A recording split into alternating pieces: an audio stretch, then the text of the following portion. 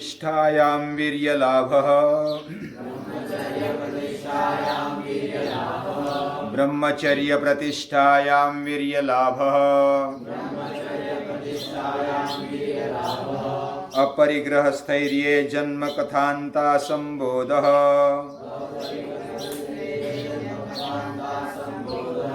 अपरिग्रहस्थैर्ये जन्म कथान्ता संबोधः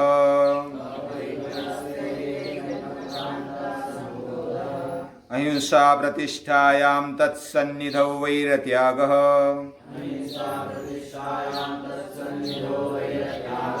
सत्य प्रतिष्ठायां क्रियाफलाश्रयत्वम् अस्तेय प्रतिष्ठायां सर्वरत्नोपस्थानम् ब्रह्मचर्य प्रतिष्ठायां वीर्यलाभः अपरिग्रहस्थैर्ये जन्म कथान्ता संबोधः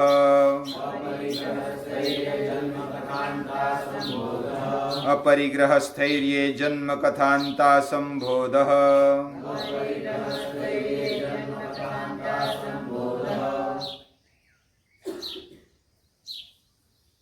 महर्षि पतंजलि ये बहुत ही सहृदयी है और कोई भी पक्षपात न करते हुए अंदर कुछ यानी कि अंतःकरण में कुछ पूर्वाग्रह न रखते हुए वे पूरी दुनिया को उन्होंने ये योग का भंडार ये वारसा दे दिया है। उनके प्रति पूरे मानव जाति ने कृतज्ञ रहना चाहिए और केवल कृतज्ञ न रहते हुए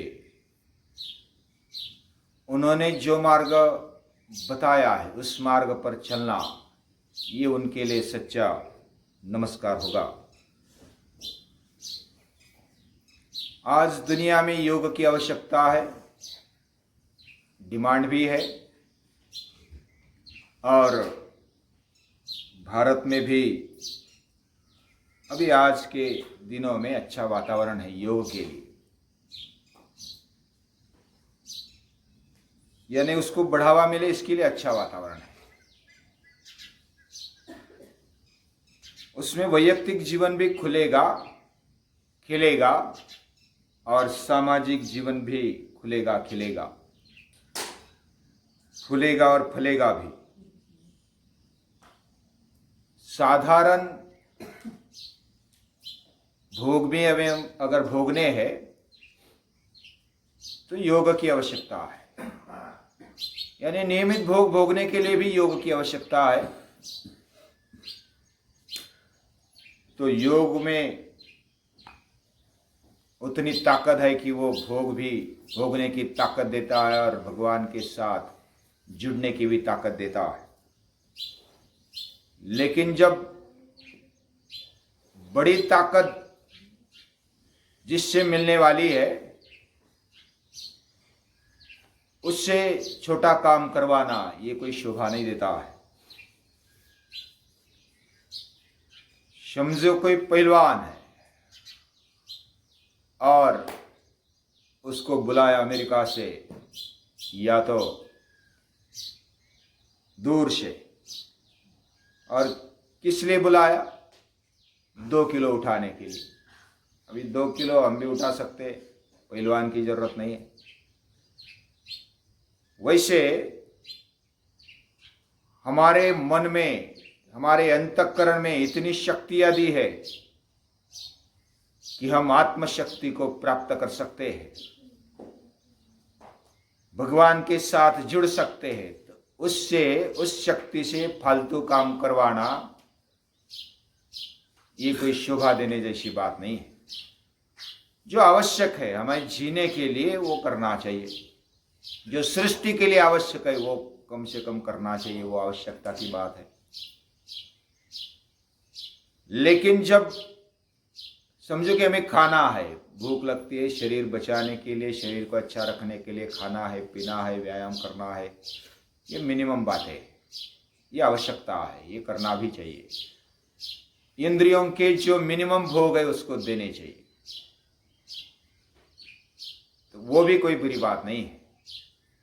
लेकिन जब हम उसमें ही अटक जाते हैं, उसके लिए जीवन समझते हैं, तो वो फिर वो गलत बात हो जाती है। तो योग ये समझाता है कि आपकी मर्यादा समझो और आपकी क्षमताएं भी समझो। ये दोनों बातें बताकर एक योग्य दिशा देने का काम योग करता है। हमारे शरीर के अंदर शक्तियां हैं और वो शक्ति हमारे शरीर में ऊर्जा रूप में रहती है।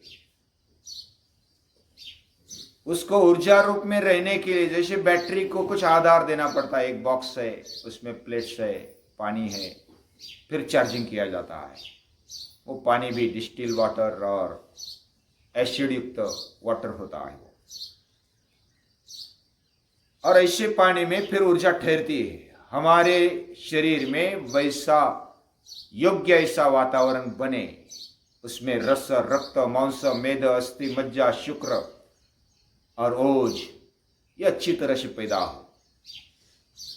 ये अगर अच्छी तरह से पैदा करेंगे तो उसमें ऊर्जा अच्छी ठहरेगी। उसमें जो शक्ति है, जो तेज है, वो अच्छी तरह से ठहरने के लिए शरीर लायक बनेगा। जैसे हमें पात्र बनना है, पात्र बनना है मतलब लायक बनना है। हमारे अंदर जो भी शक्तियां है, विचार है, जो भी भावनाएं है, योग्य भावना, योग्य विचार, योग्य शक्तियां हमारे में ठहरने के लिए कुछ चाहिए। जैसे बाढ़ का पानी आता है और उसको ठहराने के लिए, जमा करने के लिए कुछ बांध बंधारा चाहिए, वैसे हमारे शक्ति, विचार और भावनाओं को ठहराने के लिए हमारे शरीर में, हमारे जीवन में उसका सही उपयोग करने के लिए हमें पात्रता चाहिए। और वो पात्रता कैसी बने, ये महर्षि पतंजलि यम और नियमों के द्वारा बहुत ही अच्छी तरह से समझाते हैं। हम खाने से लेकर के, पीने से लेकर के, सोना, उठना, बैठना, जगना, देखना, सुनना, सूंघना, स्पर्श करना, इन सभी इंद्रियों से जो भी बातें होती है और शरीर से जो भी कृतियां होती है, वह सभी बातों में जागृत रह करके उसको योग्य दिशा देंगे तो कोई असंभव नहीं है। हमारे पास शक्ति है, वो बिखर गई है, यानी कि इधर उधर भटक गई है। उसको एक जगह पर ला करके अगर एक दिशा में उसको ले जाते हैं, जो भी हमें चाहिए, जिस लक्ष्य को पाना है, उस लक्ष्य के लिए हमें हमारी शक्तियां, शरीर की, इंद्रियों की, मन की, बुद्धि की और चित्त की शक्तियां, उसको लगाएंगे तो कोई भी चीज हमारे लिए अशक्य नहीं है। ये महर्षि पतंजलि बताना चाहते हैं। और गीता भी ये कहती है, ममैवांशो जीवलोके सर्वस्य चामृति सन्निविष्टो, और उद्धरेदात्मनात्मानम, ये तेरे अंदर ये शक्तियां है। मासुच संपदन दैवीम अभिजातोषि, तो शोक मत कर, इधर उधर मत भटक। तेरे पास इतनी शक्तियां है, इतनी दैवी शक्तियां है, उसको पता कर ले। इन दैवी शक्तियों को सही उपयोग करना, ये जीवन का बड़ा लक्ष्य होना चाहिए। वो दिन भर में छोटी मोटी बातें हमें करनी होती है, हमारे जीवन आवश्यक बातों के लिए, व्यवहार के लिए कुछ बातें करनी होती है, वो भी करनी चाहिए, उसमें कोई दो राय नहीं है। लेकिन लक्ष्य वो नहीं होना चाहिए। छोटी छोटी बातों को लक्ष्य या तो ध्येय नहीं बनाना चाहिए। बड़े ध्येय को सपोर्टिंग छोटे छोटे ध्येय चलेंगे, छोटे छोटे लक्ष्य चलेंगे, लेकिन बड़े ध्येय को न पाते हुए इधर उधर भटकने वाले अगर ध्येय है तो वो फिर भटकाएंगे, हमारे जीवन को इधर उधर ले जाएंगे। इसलिए महर्षि पतंजलि बहुत ही योग्य कहते हैं कि ब्रह्मचर्य प्रतिष्ठायाम वीर्य लाभ। हमारे अंदर अलग अलग शक्तियां हैं, हमारा जीवन ब्रह्मवर्चसी होना चाहिए, ब्रह्म तेज युक्त होना चाहिए, जो फालतू विचार दिमाग में नहीं लाने चाहिए। जो बात पर विचार करने की आवश्यकता है उस बात पर विचार करना चाहिए।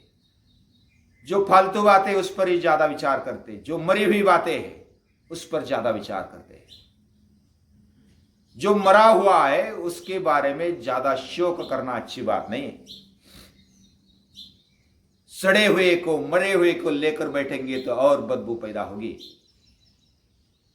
ये प्रैक्टिकल बात है।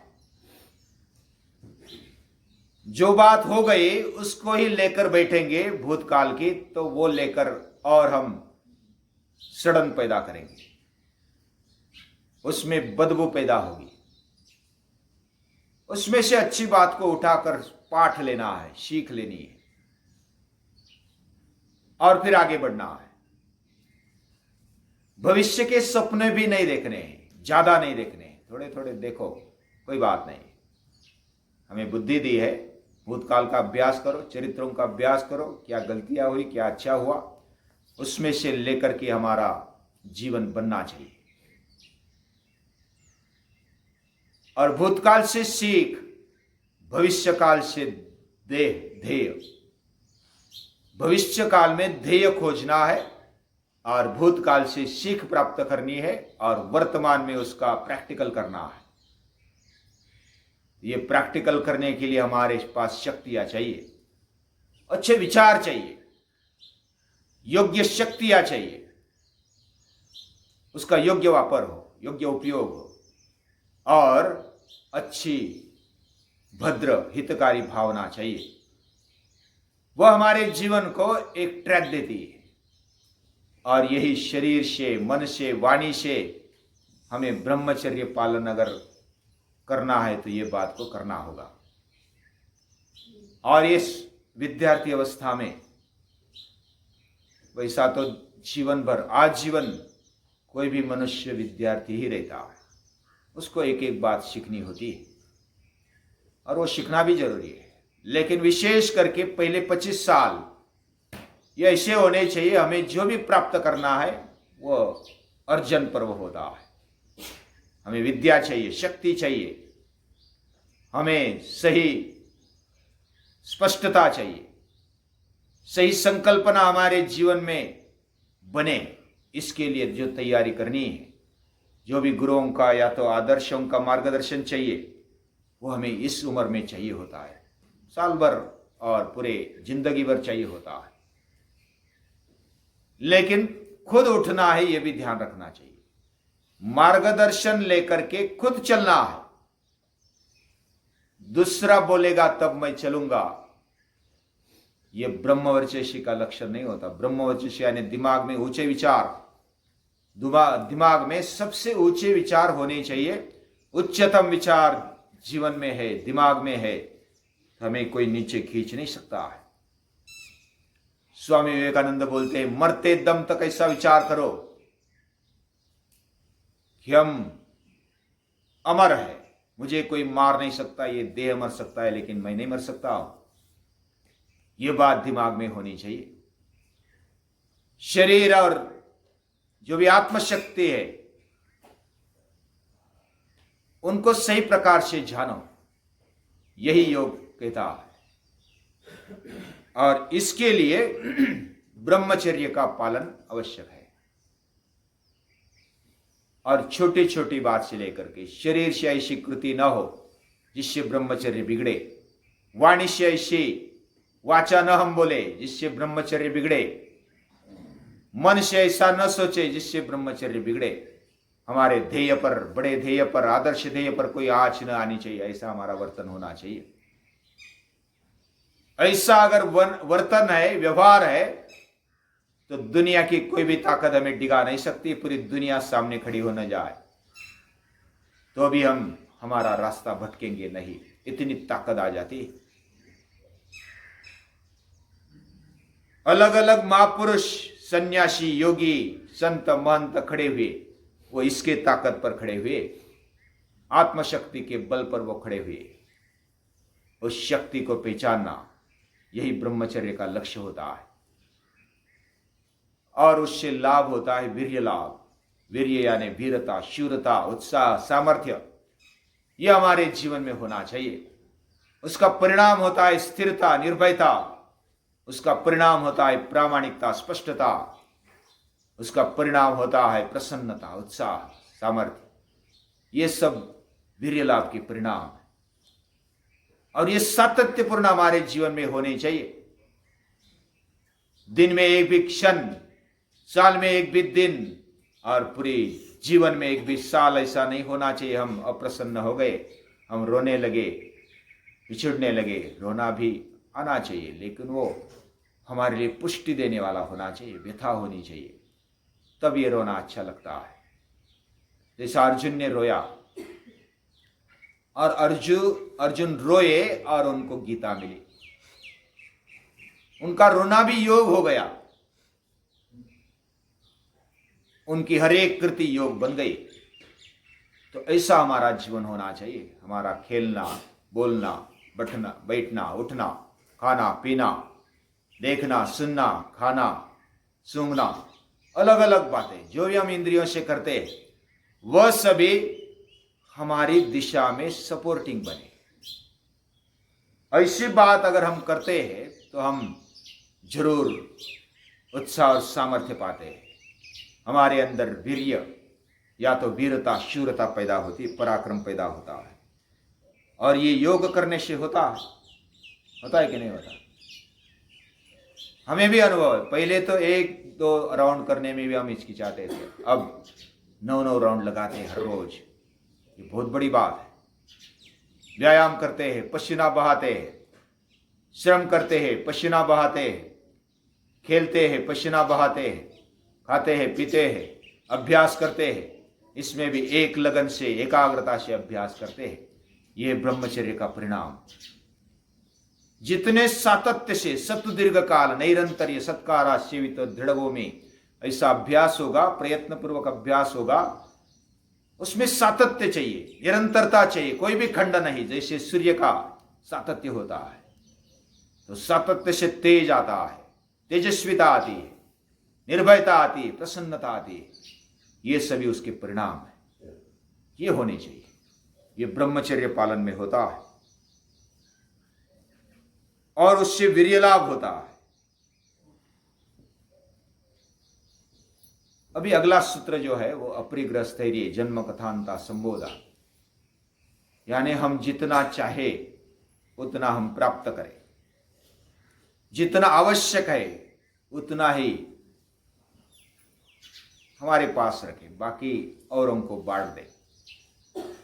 इसलिए त्याग की भावना होनी चाहिए।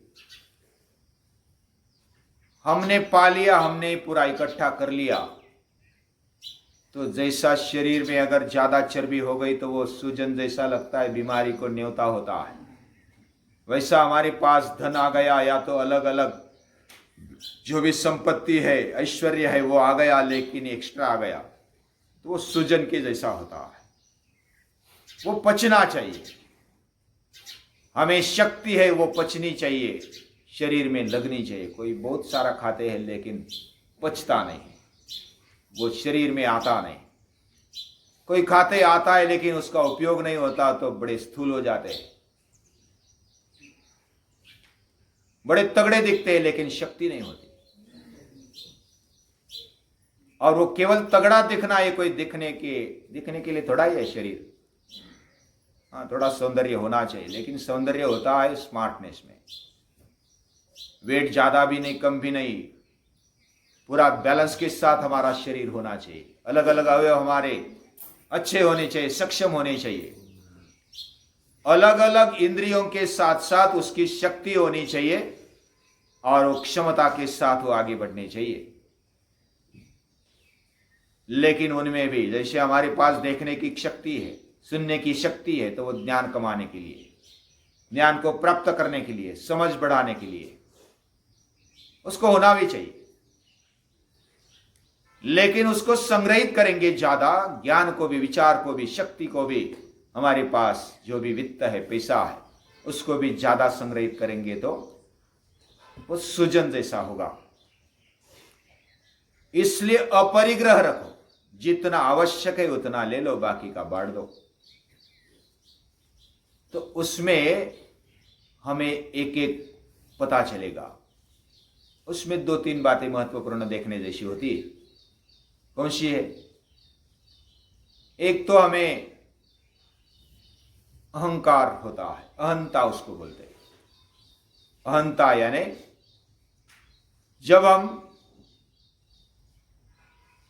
हमने शरीर प्राप्त किया है, शक्ति पा ली है, ज्ञान कमा लिया है, या तो कुछ भावनाएं रखी है, उसके कारण थोड़ा अहंकार होता है, और वो अहंता इतनी चिपक जाती है कि हम उससे अलग नहीं हो पाते।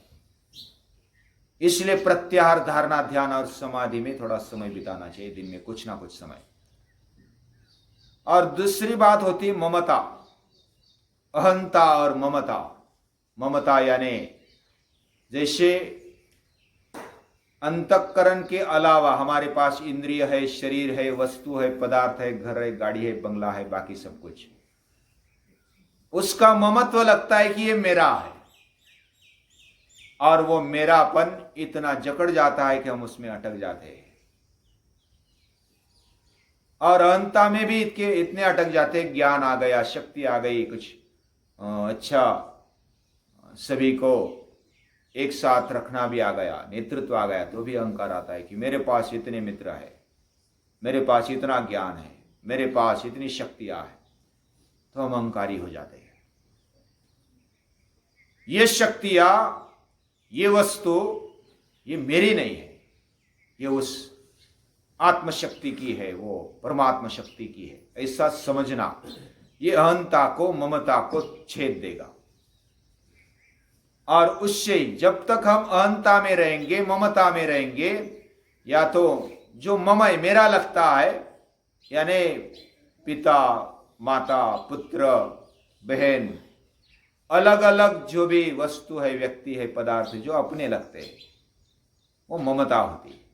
लगने भी चाहिए अपने, लेकिन उनके अंदर जो आत्मशक्ति है वो अपनी है, मेरे अंदर जो आत्मशक्ति वो मेरी है, ऐसा लगना चाहिए। तब अहंता घुल जाएगी, या तो वो पिघल जाएगी, ममता भी पिघल जाएगी। अहंता, ममता जब पिघल जाएगी, तब ये किस लिए है, वो कथनता बोलते हैं, कथनता। जैसे अहंता, ममता और अपरिग्रह स्थैर्य जन्म कथांता संबोध, यानी ये किस लिए है, मेरा जीवन किस लिए है, ये समझना, आत्मशक्ति को समझना। ये जो समझने की बातें है, फिर अहंता निकल जाएगी, ममता निकल जाएगी। जैसे हमें अगर बचपन से फोटो है, और हजारों फोटो है, समझो लाखों फोटो है, हम क्या ऊपर ऊपर के देखते हैं, नीचे वाले वैसे रह जाते हैं। अगर ऊपर ऊपर के फोटो बाहर निकाल दिए, फिर बचपन के फोटो हमें देखने पर पता चलता है कि अरे उस समय मैंने ऐसा किया था, ऐसा प्रसंग हुआ था, फिर याद आ जाता है। वैसे अहंता और ममता निकल गई तो पिछला जन्म भी याद आ जाता। अहंता, ममता निकल गई तो पिछला जन्म, वैसे पिछले फोल्डर, जैसे पिछले फोटो याद आ गए। वैसे अहंता, ममता अगर पिघल चुकी तो हमें पिछला जन्म भी याद आ जाता है। जन्म कथांत, अगला जन्म भी क्या होगा, इसके संस्कार क्या होंगे, आज के संस्कार क्या है, वो अगर मैं स्पष्टता से देख सकता हूं, अहंता छोड़कर, ममता छोड़कर मैं देख सकता हूं, तो मैं कथांता भी प्राप्त कर सकता हूं। यानी किस लिए, मेरा जीवन किस लिए, पहले कौन था, आज क्या है, ये क्यों है, सब ये समझना, ये कथांता है। और उसका संबोध हो जाता है, वो हमारे दिमाग में ट्यूबलाइट जलती है, और पता चलता है कि मेरा जीवन केवल इसलिए नहीं है। मैं विचार करने लगता हूं कि मेरा जीवन क्यों है, किस लिए है, खाने पीने के लिए, सोने के लिए, सिर्फ, तो किस लिए मेरा जीवन। ये पता चलना, ये संबोध होना, ये अपरिग्रह से होता है। इसलिए अभ्यास वैराग्याभ्याम, अभ्यास के साथ साथ वैराग्य चाहिए। वैराग्य से अहंता गल जाती है, ममता गल जाती है, और मैं क्यों, किस लिए, क्यों है मेरा जीवन, ये समझ में आने लगता है। और ये समझ होना, ये अपरिग्रह का परिणाम है। और ये यम, अहिंसा, सत्य, अस्तेय, ब्रह्मचर्य, अपरिग्रह, इसका फल बताते बताते हम कहाँ तक है ये पता चलना चाहिए। इसलिए महर्षि पतंजलि बताना चाहते हैं, हमें जगाना चाहते हैं। हाँ, उनको हम अभी जितना भी डिटेल में जाएंगे कम है, लेकिन उनको नमस्कार कर रहे हैं हम, उन महर्षि को, कि हमारे जीवन में इतना लाने का प्रयास किया, उनके हम पर उपकार है, उनको बारंबार नमस्कार करते हैं।